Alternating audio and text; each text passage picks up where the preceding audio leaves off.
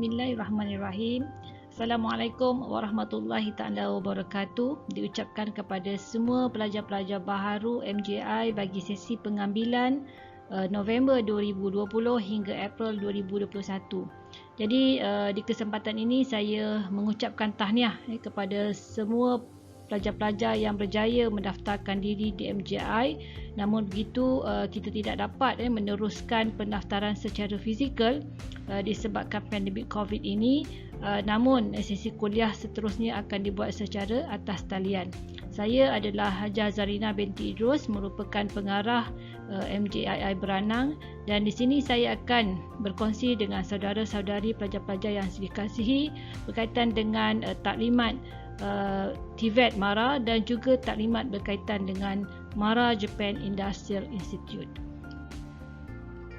Di sini saya akan kongsikan berkaitan dengan pendidikan teknikal dan latihan vocational MARA ataupun MARA Technical and Vocational Education Training TVET di bawah kendalian bahagian kemahiran dan teknikal BKT.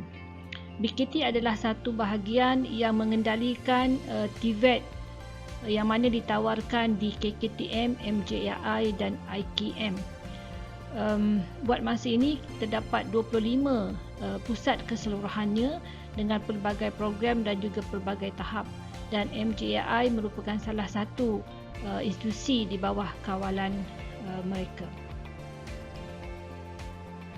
Untuk makluman para pelajar sekalian, sektor pendidikan MARA adalah merupakan satu sektor yang besar di samping dua lagi sektor yang lain, iaitu sektor keusahawanan dan juga sektor khidmat pengurusan. Jadi di bawah sektor pendidikan kita ada kerangka pendidikan MARA ataupun MARA Education Framework yang mana menunjukkan garis panduan dalam menawarkan program-program di institusi pendidikan MARA. Jadi dalam kerangka ini terdapat dua teras, iaitu yang pertama Technical dan Vocational Education and Training ataupun TVET Trust, dan yang kedua adalah Social Science and Technology Trust. Jadi kalau kita lihat macam MJI adalah merujuk ataupun berada di dalam TVET Trust. Jadi kerangka ini adalah satu kerangka yang komplit, yang mana feeder kebanyakan pelajar-pelajar kita adalah daripada MRSM. Namun begitu dia dibuka juga kepada sekolah-sekolah yang lain. Jadi kalau kita lihat di sebelah kiri, ini ada level 1 sampai level 8 yang merujuk kepada tahap penawaran program di dalam institusi pendidikan MARA, dan di sebelah kanan ini adalah certificate level sampailah ke PhD level yang menunjukkan persijilan yang dikeluarkan berdasarkan tahap penawaran itu tadi. Jadi kebanyakan pelajar-pelajar daripada MRSM menjadi orang kata feeder kepada institusi-institusi pendidikan di MARA. Walau bagaimanapun kita membuka pendidikan kita kepada institusi pendidikan yang lain juga.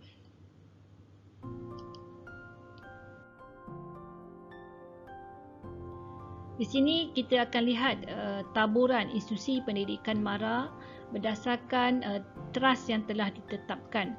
Jadi kalau kita lihat di peringkat foundation ini bermula di MRSM. MRSM ini sebenarnya menjadi feeder kepada institusi pendidikan MARA di tahap-tahap yang di atas tersebut. Jadi kalau kita lihat di TVET Trust tersebut bermula dengan GIAT MARA, yang mana GIAT MARA ini menawarkan pendidikan di tahap 1 dan tahap 2, iaitu sertifikat ataupun sijil. Manakala IKM menawarkan program di peringkat 3 dan juga 4, iaitu program peringkat sijil dan juga diploma. Jadi pelajar-pelajar yang daripada GIAT boleh menyambung pelajaran di IKM. Seterusnya adalah KKTM, MJI dan JEPI yang menawarkan program di peringkat diploma. Dan pelajar-pelajar yang berjaya daripada institusi pendidikan MARA ini boleh meneruskan pengajian di UNI KL di tahap 6, 7 dan 8, iaitu di tahap bachelor, master dan juga PhD. Jadi kalau kita lihat di sebelah kanan pula, iaitu Social Science and Technology Trust, ia bermula daripada College MARA yang menawarkan program-program di peringkat foundation, iaitu International Baccalaureate dan juga A-Level. Pelajar-pelajar ini boleh menyambung pelajaran ke KPM, College Professional MARA, dan juga College Politek MARA yang menawarkan program di peringkat diploma dan juga advanced diploma. Pelajar-pelajar yang berjaya juga boleh meneruskan pengajian di College University Politek MARA iaitu KUPTM yang menawarkan program bachelor, master dan juga PhD. Untuk Uni MARA buat masa ini masih tidak beroperasi sepenuhnya. Jadi ini adalah kerangka yang lengkap dalam ekosistem pendidikan MARA, dan insya-Allah pelajar-pelajar yang memasuki sistem pendidikan MARA ini mempunyai ruang dan peluang untuk menyambung pelajaran hingga ke tahap PhD. Walau bagaimanapun MARA masih lagi menaja program pelajar-pelajar yang cemerlang untuk meneruskan pengajian di institusi pendidikan awam yang lain ataupun di luar negara. Di sini adalah merupakan institusi TVET MARA yang bermula daripada GIAT sampailah ke UniCare sebagaimana yang saya sebut tadi di dalam kerangka pendidikan MARA. Namun kita lihat ada 3 institusi iaitu IKM, Kolej Kemahiran Tinggi MARA, MARA Japan Industrial Institute merupakan institusi kawalan penuh di BKT. Manakala GIAT MARA, JMI dan juga UniKL merupakan anak syarikat yang dikawal selia oleh organisasi masing-masing. Di sini dikongsikan taburan KKTM, MJII dan juga IKM iaitu institusi pendidikan TVET MARA di bawah kawalan BKT. Buat masa ini terdapat 25 institut yang mana terdiri daripada 10 Kolej Kemahiran Tinggi MARA KKTM, 1 MARA Japan Industrial Institute iaitu MJII dan 14 Institut Kemahiran MARA IKM.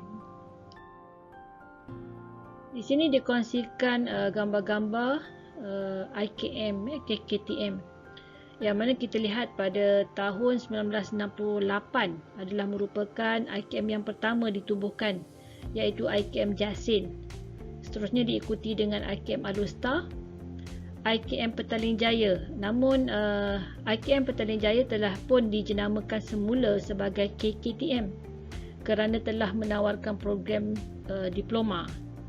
Seterusnya adalah IKM Johor Bahru pada tahun 1973 diikuti dengan IKM Sungai Petani, IKM Kuala Lumpur, IKM Tasha ataupun Tan Sri Yahya Ahmad yang dulu dikenali sebagai IKM Pekan. Seterusnya adalah IKM Lumut, IKM Kuching, IKM Besut, IKM Berseri. Tahun 2000 IKM Pasir Mas. Tetapi IKM Pasir Mas telah dijenamakan semula dengan nama KKTM Pasir Mas kerana telah menawarkan program diploma. Seterusnya adalah IKM Kota Kinabalu, IKM Sing, KKTM Balik Pulau pada tahun 2006. Bermula pada tahun 2008, bahagian kemahiran dan teknikal telah menstrukturkan semula penawaran program di KKTM yang mana masing-masing menawarkan program dalam bidang khusus ataupun niche area. Di sini dikongsikan bidang khusus bagi setiap KKTM. Kalau kita lihat pada tahun 2008, KKTM Kuantan telah ditubuhkan dan menawarkan program manufacturing. Begitu juga pada tahun 2008, KKTM Sri Gading ditubuhkan dan menawarkan program dalam bidang construction. KKTM Rembau pada tahun 2008 juga menawarkan program dalam bidang art and design, dan begitu juga dengan MJII ataupun sebelum ini dikenali sebagai Kolej Kemahiran Tinggi MARA Beranang pada tahun 2008 juga ditubuhkan, dan bidang khusus MJII adalah elektronik. Dan pada tahun 2008 juga satu lagi KKTM yang ditubuhkan iaitu KKTM Masjid Tanah yang menawarkan program Advanced Material and Automotive. Dan berikutnya adalah pada tahun 2010 KKTM Ledang menawarkan program Biomedical Instrumentation. Pada tahun 2010 juga KKTM Kemaman telah dibuka yang menawarkan program dalam bidang oil and gas. Dan berikutnya adalah 2011 IKM Bintulu juga menawarkan program dalam bidang oil and gas, tetapi di IKM Bintulu mereka menawarkan program sijil dan juga diploma. Seterusnya pada tahun 2014 KKTM Lenggong dibuka yang menawarkan program herbal and natural product, dan yang terkini IKM Seberang Perai Utara yang menawarkan program electrical. Merujuk kepada kluster ataupun bidang program yang ditawarkan di KKTM, MJII dan juga IKM, setakat sekarang ini kita ada 12 kluster keseluruhannya, iaitu terdiri daripada otomotif, biomedical, alam bina, civil, electrical, elektronik, pembuatan, proses bahan, servis mekanikal, minyak dan gas, bioteknologi dan seni reka. Jadi ke-12 kluster ini ditawarkan di KKTM, MJII dan juga IKM. Jadi para pelajar yang dikasihi sekalian, kita lihat terdapat perbezaan di antara program sijil dan diploma. Yang mana program sijil ini perbezaannya adalah dari segi praktikal. Pelajar-pelajar yang mengikuti program sijil akan mempelajari praktikal lebih berbanding dengan diploma, di mana nisbahnya adalah 60 hingga ke 70% praktikal dan teori antara 30 ke 40%. Kalau kita bezakan dengan, kita lihat dari segi diploma, praktikalnya adalah sebanyak 50 ke 60% dan teori adalah sebanyak 40 ke 50%.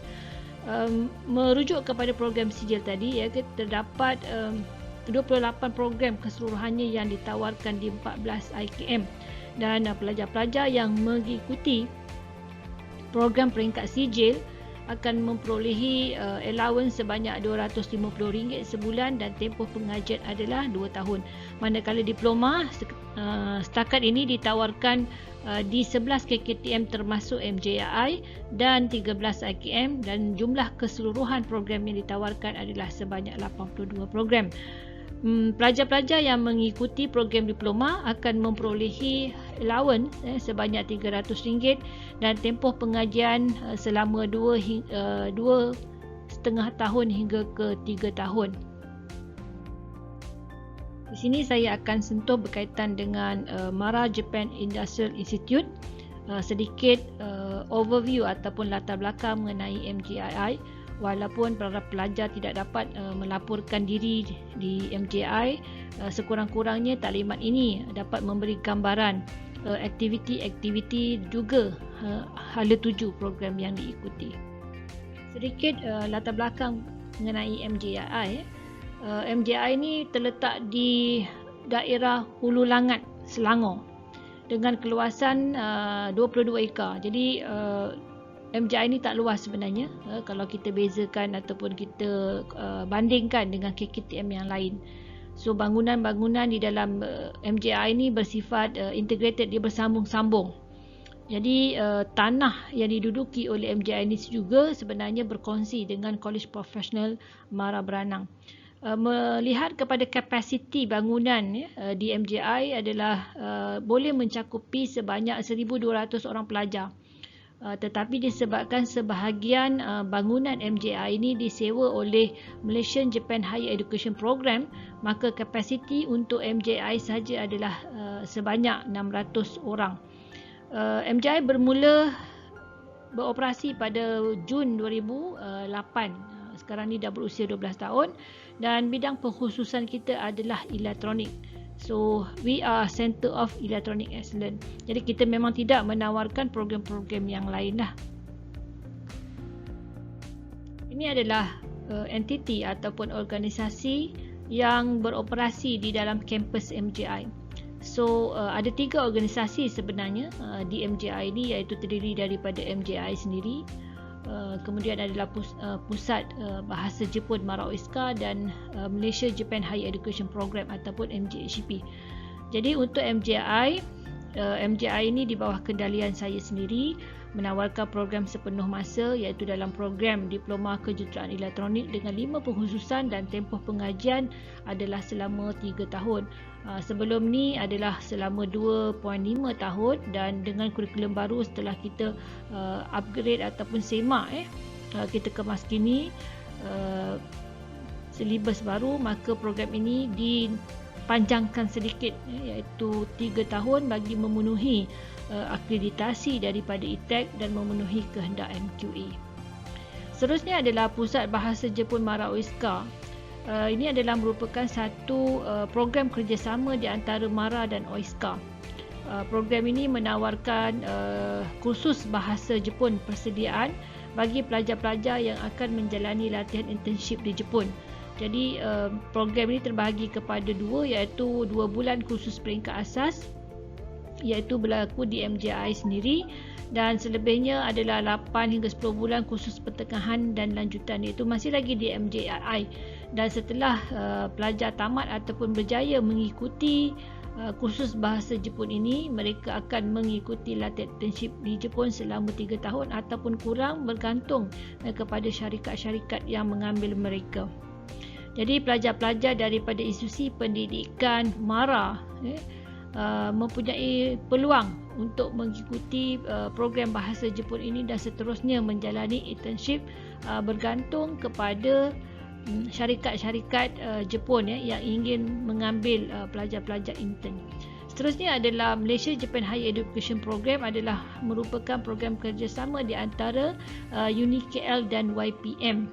Jadi ini adalah program yang kita panggil program twinning, 3 tahun program diploma di MJI dan seterusnya pelajar akan menyambung pelajaran di Jepun, di Universiti Jepun selama 2 tahun.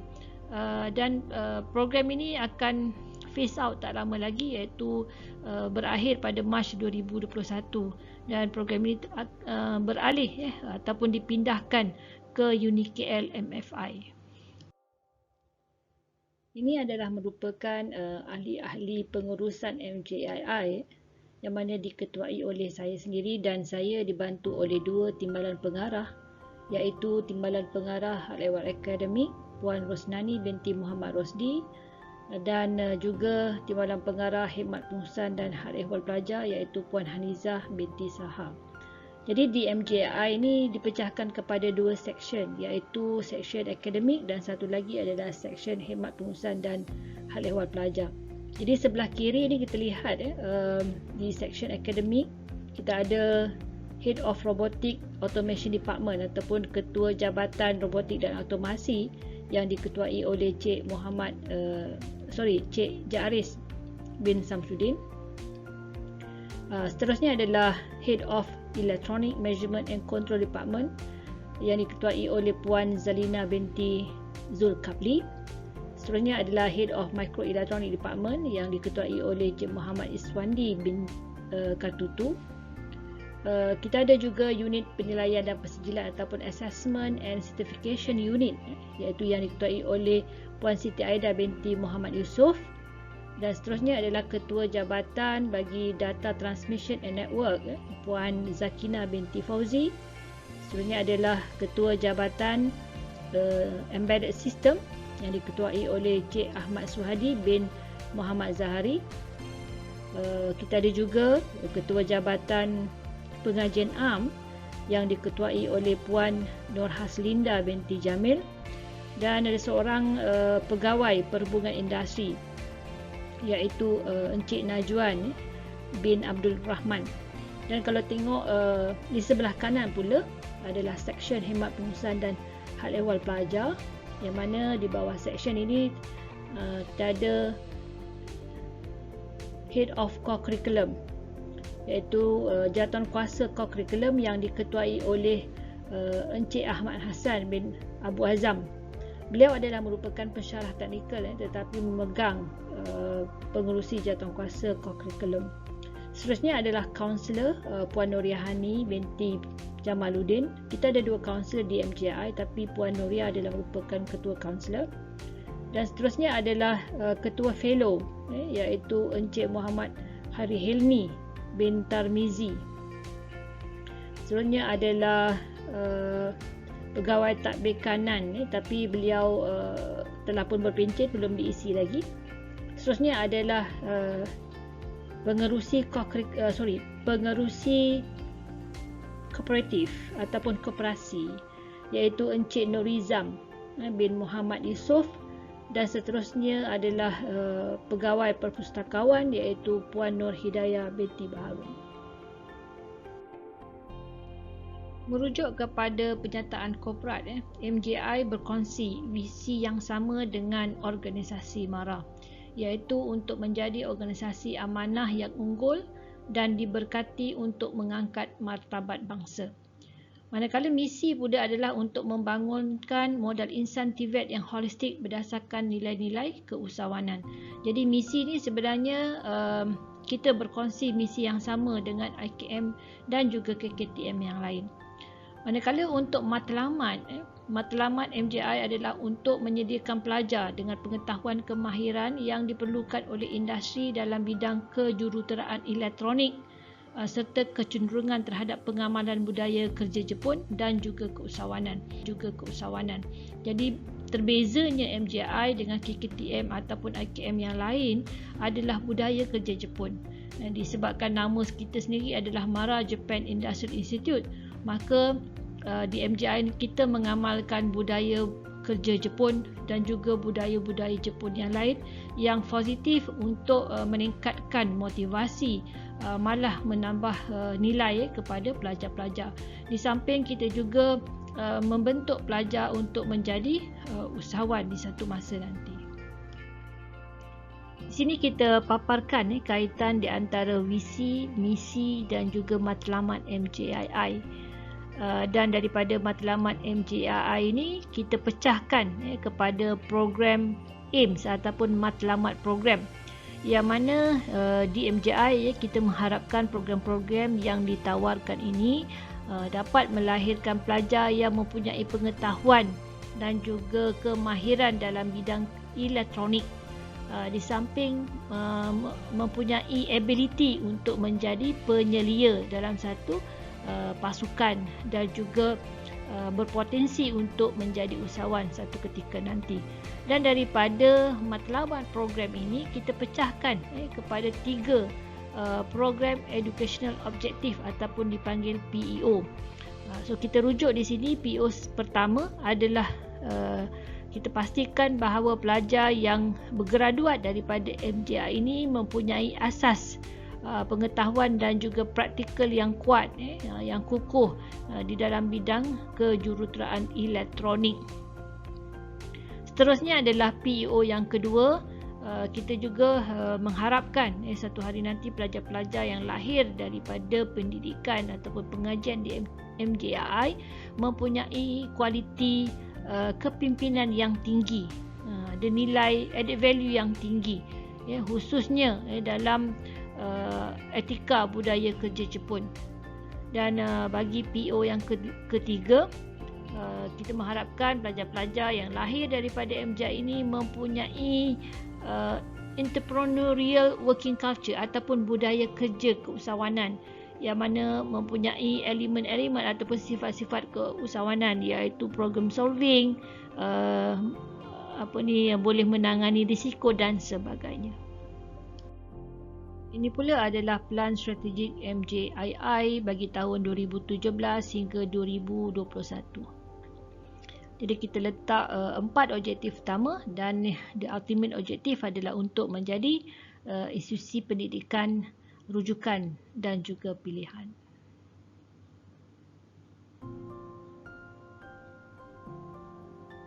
Sebagaimana yang pelajar-pelajar maklum, terdapat 5 pengkhususan program di MJII ini, iaitu pengkhususan dalam data transmission and network.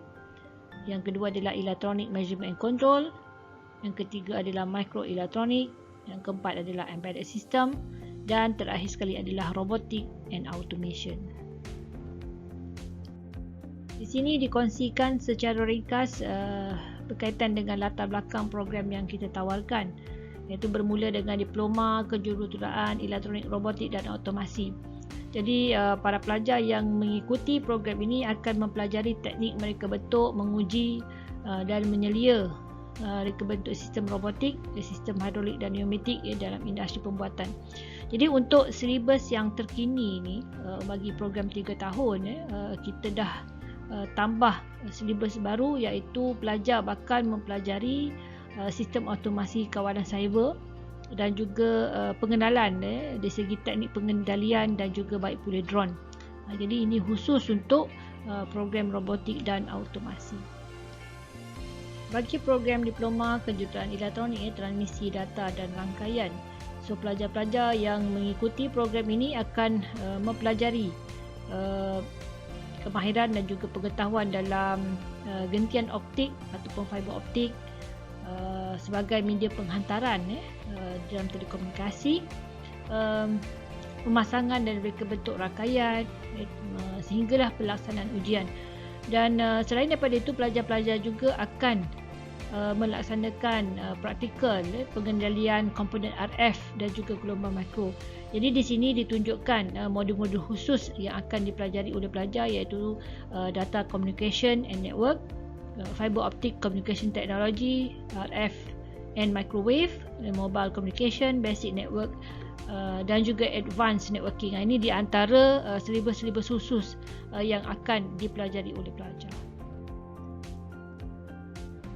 Manakala bagi program diploma kejuruteraan elektronik sistem terbenam ataupun embedded system merupakan satu program yang agak menarik, kerana para pelajar akan mempelajari pengaturcaraan bagaimana untuk mengintegrasikan di antara hardware dan juga software.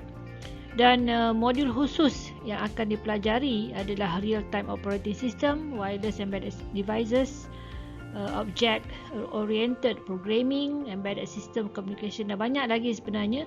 Dan program ini memang sangat-sangat menarik dalam memastikan perkakasan yang diwujudkan ataupun peralatan elektronik diwujudkan itu boleh berfungsi mengikut kehendak pengguna.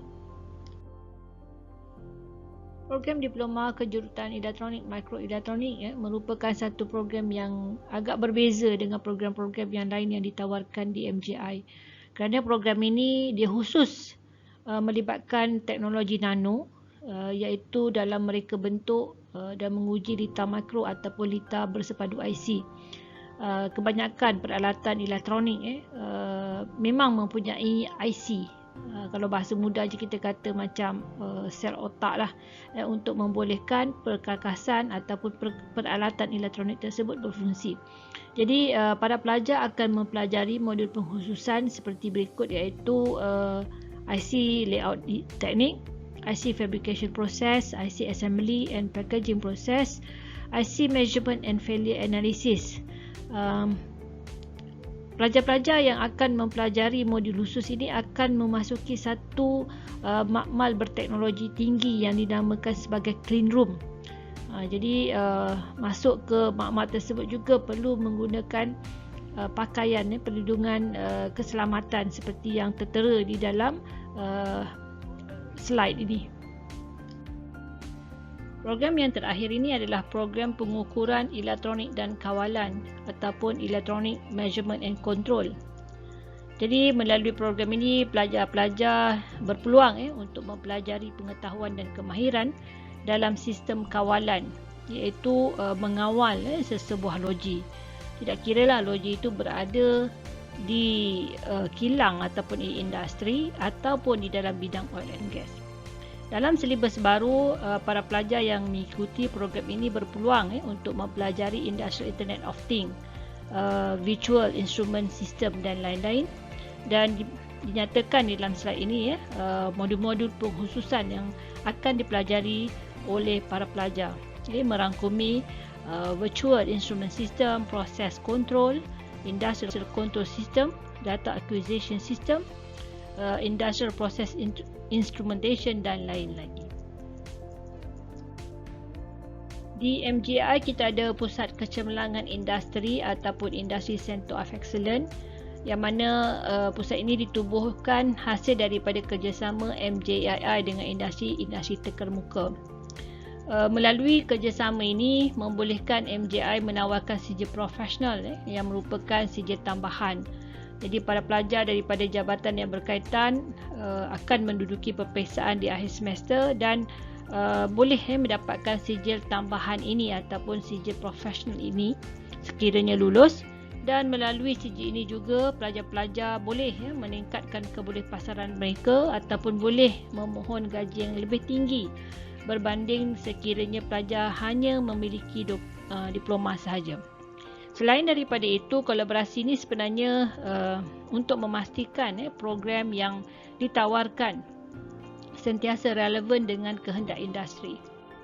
Melalui kerjasama di antara MJII dan National Instrument USA, jadi Jabatan Electronic Measurement and Control boleh menawarkan sijil profesional iaitu Certified LabVIEW Associate Developer CLAD. Jadi mana-mana pelajar yang lulus insya-Allah akan dapat sijil ini, merupakan satu sijil yang amat tinggi nilainya bagi memastikan kebolehpasaran pelajar kelak. Melalui kerjasama di antara MJI dan Microtik Latvia Europe di bawah Jabatan Data Transmission and Network, para pelajar daripada program ini akan berpeluang untuk menduduki sijil profesional Microtik Certified Network Associate yang merupakan satu sijil profesional yang amat bernilai, yang mana bukan sahaja membolehkan pelajar demand pekerjaan di industri, sebaliknya membolehkan pelajar menjadi usahawan. Pusat kecemerlangan yang terakhir adalah Nanomite Excellence Center, iaitu di bawah Jabatan Microelektronik. Bagi pelajar-pelajar daripada program ini akan berpeluang untuk menduduki sijil profesional Mentographic EDA Education Certified Test yang akan dikeluarkan oleh MSIS. Jadi ini satu juga sijil yang sangat berharga yang memberi impak yang tinggi kepada pelajar, yang mana sekiranya para pelajar memiliki sijil ini boleh menjadi designer dalam IC dan juga boleh demand gaji yang lebih tinggi. Now kita masuk ke kalender akademik. Jadi program kita 3 tahun dengan 6 semester keseluruhannya, dan satu semester memakan masa selama 6 bulan ataupun 26 minggu. Dan kalau kita tengok pecahannya, minggu pengajaran dan pembelajaran adalah selama 10 minggu. Kemudiannya diikuti dengan minggu aktiviti, 1 minggu.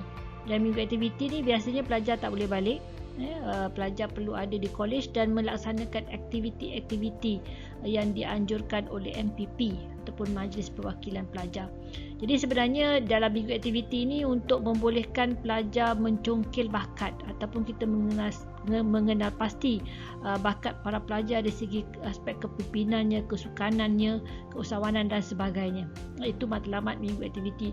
Kemudian diikuti semula dengan minggu pengajaran dan pembelajaran selama 8 minggu.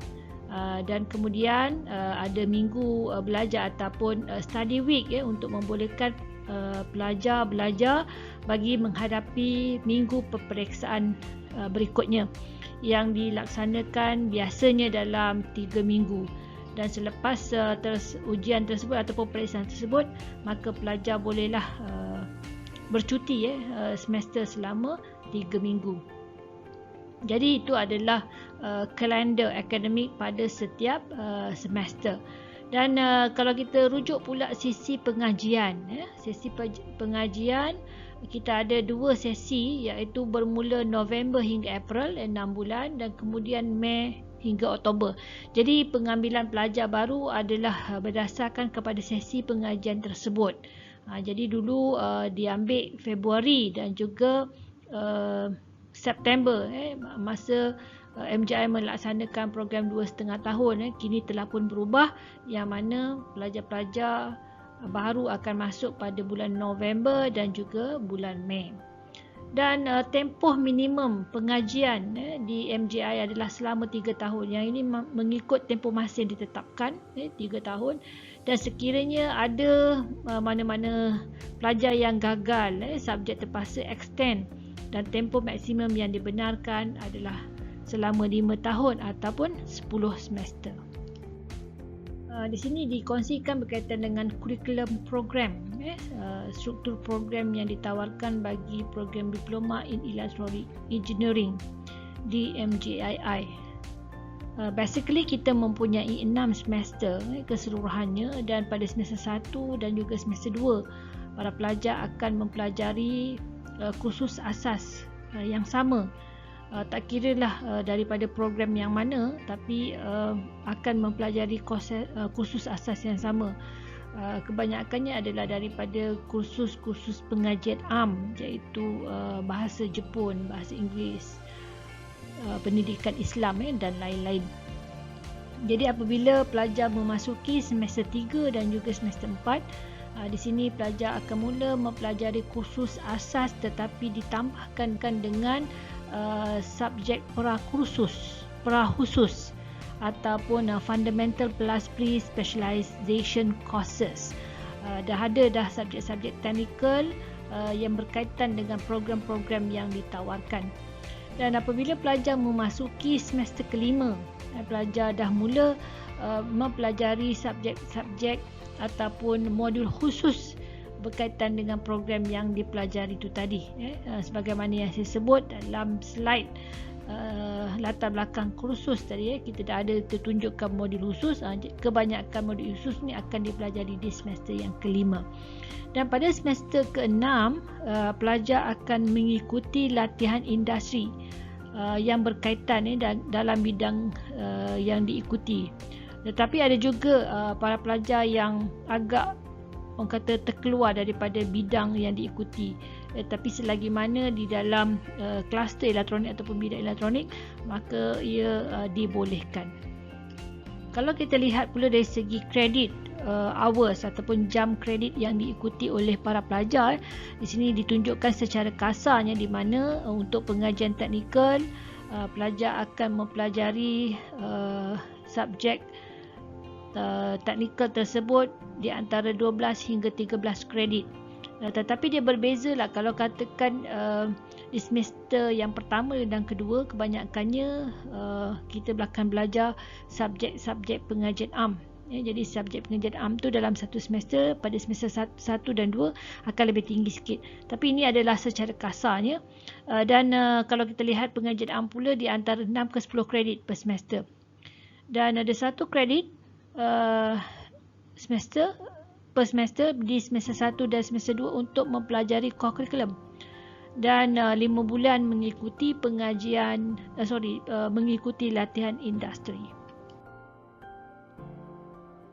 Syarat bergraduat adalah merupakan satu perkara yang paling penting yang perlu diketahui oleh semua pelajar daripada awal lagi. Jadi untuk bergraduat daripada program diploma yang ditawarkan, pelajar mestilah memperolehi CGPA melebihi 2 di akhir semester. Jadi kalau nak dapatkan CGPA 2 poin ke atas di akhir semester ni, ini bermakna pada awal semester lagi para pelajar perlu mendapatkan CGPA melebihi 2. Jadi keputusan peperiksaan pelajar adalah berdasarkan kumulatif. Jadi penting kita mengetahui bahawa untuk mendapatkan skor yang tinggi di akhir pengajian perlu bermula daripada awal semester lagi. Sebab dia berbentuk kumulatif, bukan segmented. Jadi kalau katakan di awal semester kita mendapat result yang bagus, contohnya 3.5 ke atas, maka insya-Allah pada semester seterusnya kita boleh remain the best result. Jadi kalau dari peringkat awal lagi result kita tak berapa cantik, tak berapa bagus, maka sukar untuk kita mendapat keputusan yang terbaik di hujung akhir semester tersebut. Dan syarat yang kedua adalah para pelajar wajib lulus semua mata pelajaran yang telah pun ditawarkan. Jadi kalau ada gagal mana-mana satu pun subjek, pelajar perlu ulang. Selagi gagal, selagi itulah tidak boleh bergraduat. Dan seterusnya adalah perlu lulus core curriculum yang disyaratkan. Ada core curriculum semester 1 dan juga semester 2. Tapi para pelajar baru ni tidak dapat melaporkan diri secara fizikal di MJI, maka core curriculum 1 dan 2 terpaksa ditangguhkan. Seterusnya adalah lulus bahasa Jepun. Ini paling unik sekali di MJI. kerana para pelajar berpeluang mempelajari bahasa ketiga yang mungkin tidak akan dipelajari di mana-mana KKTM. Jadi bahasa Jepun ada di MJI, jadi rebutlah peluang ini untuk membolehkan pelajar-pelajar lulus dengan cemerlang sekurang-kurangnya JLPT N5. So JLPT adalah Japanese Language Professional Test yang ditawarkan oleh Japanese Society Language in Malaysia, JLSM. Jadi para pelajar yang menguasai bahasa Jepun ni sebenarnya mempunyai bonus ataupun ekstra berbanding dengan pelajar-pelajar yang tidak menguasai bahasa Jepun. Jadi untuk menyambung pelajaran ke Jepun, Universiti Jepun mensyaratkan para pelajar mesti sekurang-kurangnya mempunyai tahap bahasa Jepun JLPT N3. Manakala kalau kita nak pergi internship di Jepun, bahasa Jepunnya mestilah di level JLPT N4. Jadi N5 ni adalah yang paling bawah sekali, yang paling rendah. Dan selain daripada orang kata boleh pergi ke Jepun, sekiranya kita ada bahasa Jepun, mudah sebenarnya para pelajar untuk memasuki industri Jepun. Ini yang paling orang kata terbezanya MJII. Maka saya harapkan pelajar-pelajar yang baru rebutlah peluang untuk mempelajari bahasa Jepun. Jadi semester 1 dan semester 2 kuasai bahasa Jepun dengan baik dan seat exam JLPT N5 tersebut, dan sekiranya lulus boleh ditingkatkan ke tahap N4 dan juga N3 seterusnya dengan bantuan pensyarah-pensyarah bahasa Jepun yang ada di MJII. Dan seterusnya adalah syarat bergraduat yang terakhir sekali adalah lulus latihan industri. Yang ini adalah satu syarat wajib yang mana para pelajar perlu menjalani latihan industri selama 5 bulan. Dan industri perlulah yang berkaitan dengan program yang diikuti. Jadi di mana tu terpulang sama ada berhampiran dengan rumah kita ke kalau ada, ataupun di mana-mana, asalkan industri tersebut dapat membantu kita mengaplikasikan teori yang kita pelajari di dalam classroom. Sedikit informasi untuk makluman para pelajar. Sebagaimana yang para pelajar ketahui, setiap pelajar yang melaporkan diri di MJII akan memperolehi allowance sara hidup sebanyak RM300 sebulan sepanjang tempoh 3 tahun. Jika para pelajar ada gagal mana-mana subjek dan terpaksa extend, maka allowance sara hidup tersebut tidak lagi diberi. Jadi ibu bapa kenalah tanggung allowance sara hidup untuk pelajar yang terpaksa extend ini. Berkaitan dengan yuran pengajian, kalau dikirakan sebenarnya program-program yang ditawarkan di MJII ini memang ada yuran pengajian, dan secara puratanya boleh kita katakan lebih kurang RM18,000 untuk setiap program. Tetapi yuran pengajian ini dibiayai oleh MARA sepenuhnya. Jadi para pelajar tidak perlu meminjam untuk membayar yuran pengajian. Begitu juga dengan yuran peperiksaan, tiada yuran peperiksaan yang dikenakan kerana ia ditanggung sepenuhnya oleh MARA, dan bagi yuran penginapan juga ditanggung sepenuhnya oleh MARA, kecuali MJII mengenakan sedikit yuran keceriaan asrama yang bertujuan untuk maintenance, untuk memperbaiki kerosakan-kerosakan kecil sebanyak RM50 satu semester, yang lebih kurang kita boleh kata sebanyak RM10 lah satu bulan. Bagi bahan latihan asas juga ditanggung sepenuhnya oleh MARA. Jadi para pelajar yang akan melaksanakan amali, jadi bahan-bahan akan disediakan oleh MJII sendiri. Namun begitu, sekiranya para pelajar berada di final semester yang akan melaksanakan final year project, jadi bahan-bahan untuk projek tersebut perlu ditanggung sepenuhnya oleh pelajar. Dan buat masa ini para pelajar belum lagi melaporkan diri secara fizikal ke MJII, maka mungkin peraturan asrama ini tidak valid lagi lah.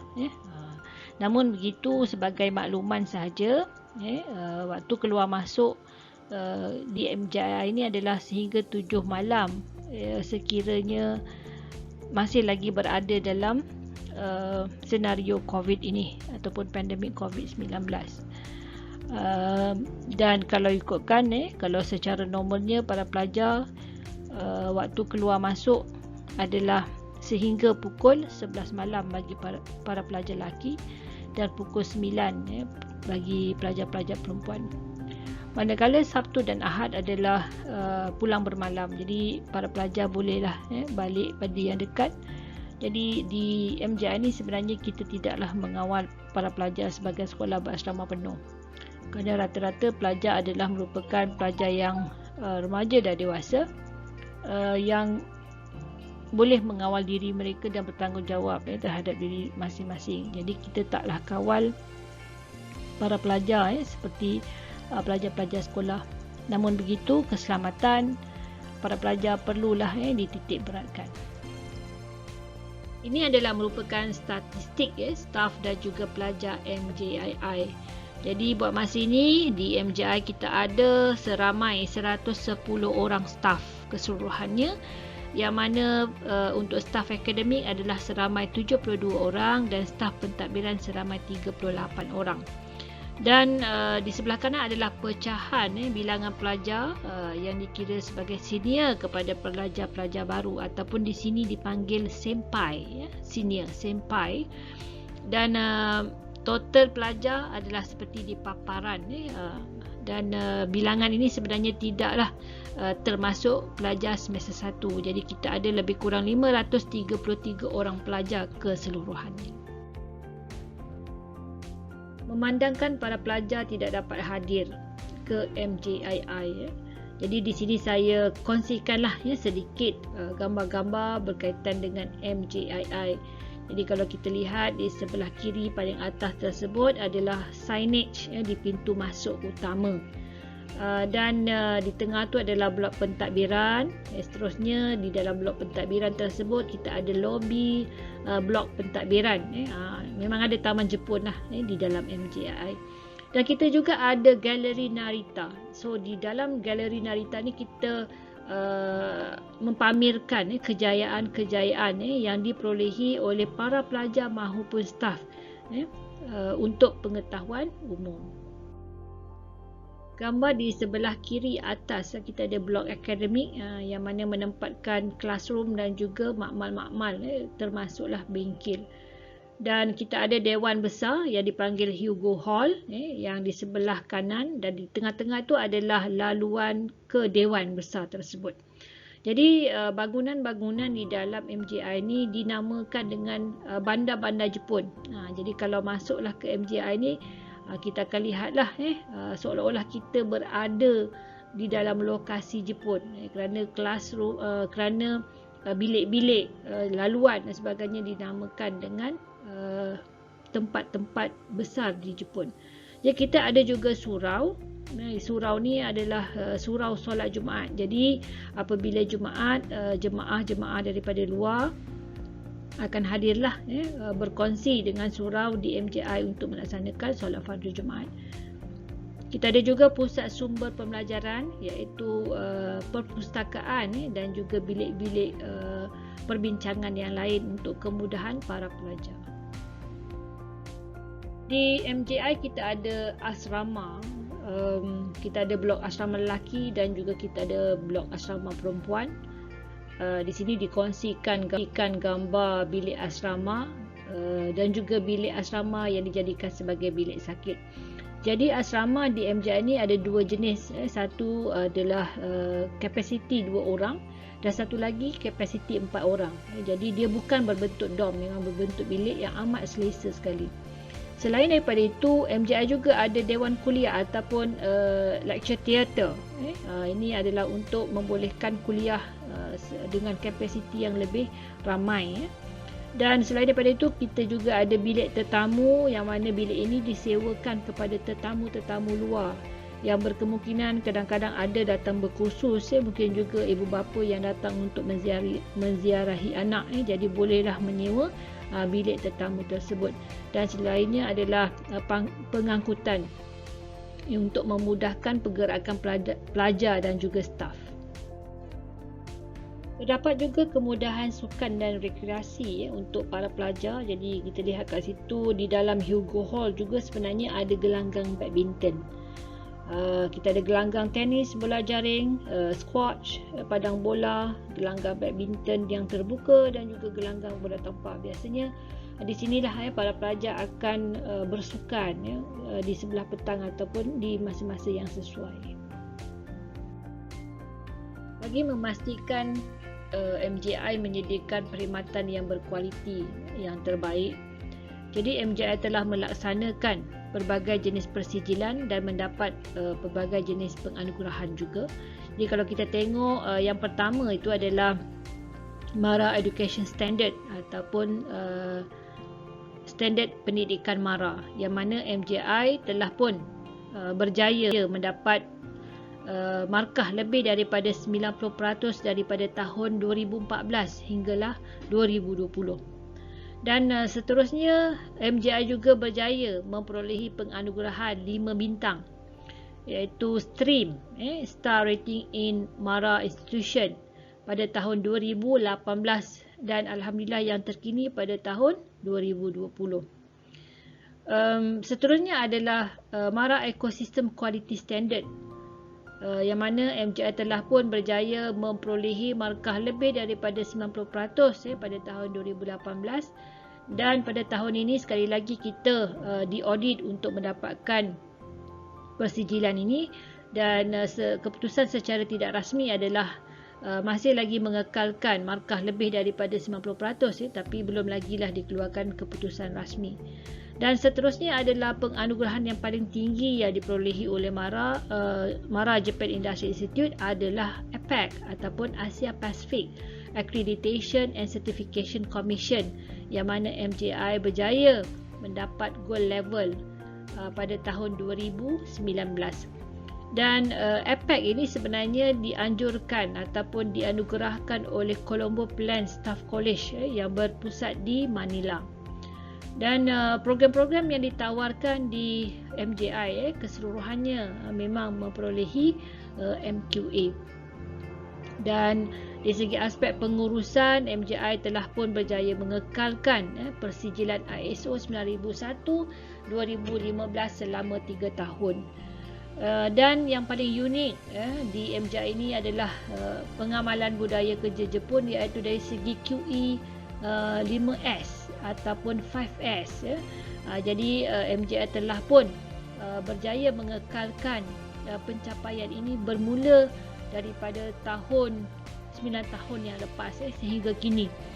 Dan terakhir sekali adalah MJI juga melaksanakan Lean Management, dan ini adalah merupakan tahun yang ketiga dan berjaya memperolehi Silver.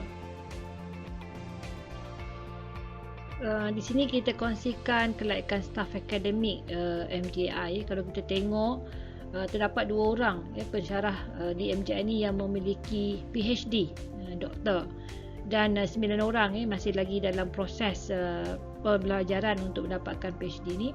Dan rata-rata staf akademik mempunyai master degree, iaitu seramai 52 orang, dan degree 18 orang. Jadi kita lihat staf akademik di MJI memanglah yang orang kata qualified, yang berkelayakan dan pakar. Jadi dari segi certified trainer, kita lihat di situ pelbagai jenis persijilan yang diperolehi oleh pensyarah-pensyarah, yang mana daripada persijilan ini dengan pengetahuan dan juga kemahiran mereka, maka mereka boleh salurkan ataupun ajarkan kepada para pelajar sekalian. Di sini dikongsikan kolaborasi strategik MJI dengan industri, institusi dan juga antarabangsa. Jadi 3I ni maksudnya industri, institution and international. Jadi matlamat kerjasama 3I ini adalah bertujuan untuk meningkatkan tahap akademik, kemahiran sama ada pensyarah ataupun pelajar itu sendiri. Jadi terdapat juga dengan kolaborasi ini pihak industri berkongsi teknologi terkini dengan para pelajar dan juga pensyarah.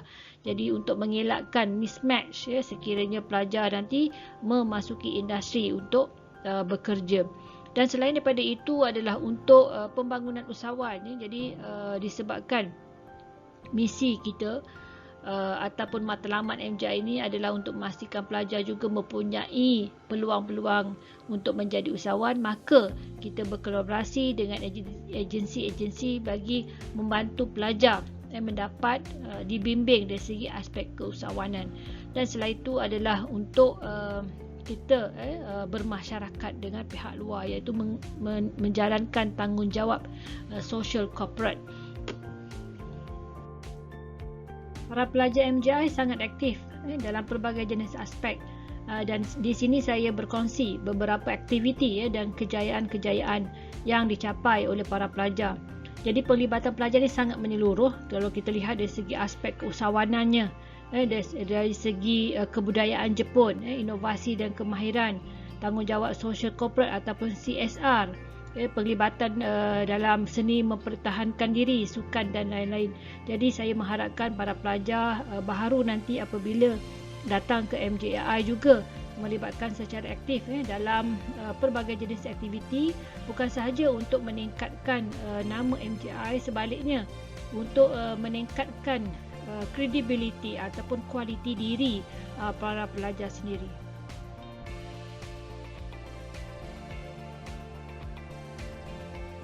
Selain daripada mempelajari bahasa Jepun, MJI juga akan membimbing dan mengajar pelajar dari segi budaya Jepun dan khususnya budaya kerja Jepun.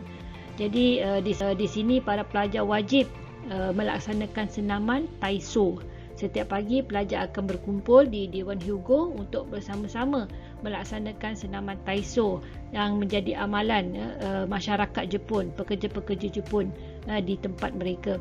Jadi senaman Taiso ini adalah wajib sekiranya para pelajar gagal untuk hadir mengikut peratus kehadiran ditetapkan, maka berkemungkinan berhadapan dengan penyingkiran asrama dan juga denda. Selain daripada itu, para pelajar berpeluang untuk mempelajari kaligrafi Jepun, tarian Jepun, masakan Jepun dan lain-lain, yang mana kita dapat mengamalkan budaya yang baik ini dalam masyarakat kita. Berkemungkinan ianya berguna apabila pelajar melanjutkan pelajaran ke negara Jepun, insya-Allah. Japanese Culture Day adalah merupakan hari kebudayaan Jepun yang dianjurkan oleh Kelab Kebudayaan Jepun MJI. Kelab ini merupakan satu kelab yang sangat aktif di bawah bimbingan pensyarah-pensyarah bahasa Jepun. About Biz Day adalah merupakan hari keusahawanan MJII.